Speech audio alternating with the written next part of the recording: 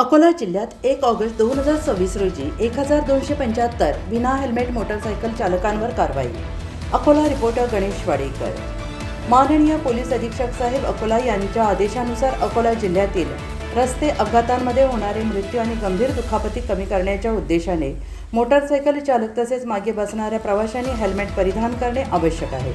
रस्ते अपघातामध्ये डोक्याला गंभीर दुखापत होणे हे मृत्यूचे प्रमुख कारण असून हेल्मेटचा योग्य वापर केल्यास अशा दुखापती मोठ्या प्रमाणात टाळता येतात। त्यामुळे प्रत्येक नागरिकाने मोटरसायकल चालवताना आपल्या स्वतःच्या कुटुंबाच्या सुरक्षिततेसाठी हेल्मेटचा नियमित वापर करावा। त्यामुळे प्रत्येक नागरिकाने मोटरसायकल चालवताना स्वतःच्या आणि आपल्या कुटुंबाच्या सुरक्षिततेसाठी हेल्मेटचा नियमित वापर करावा।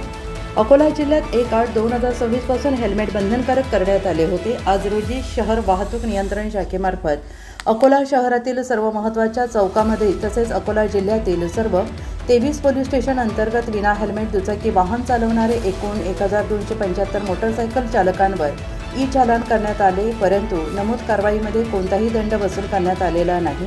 हेल्मेट सक्ती कारवाईच्या मागे कोणताही दंड वसूल करणे किंवा टार्गेट पूर्ण करणे हा उद्देश नसून मोटरसायकल चालकाचा जीव वाचवणे हा उद्देश आहे। याकरिता सर्व अकोला जिल्ह्यातील नागरिकांना आवाहन करण्यात येत आहे की विना हेल्मेट मोटरसायकल चालवून दंडात्मक कारवाई करून घेण्यापेक्षा एका चांगल्या दर्जाचे हेल्मेट खरेदी करून त्याचा वापर करणे कधीही जीव वाचवण्यासाठी चांगले आहे।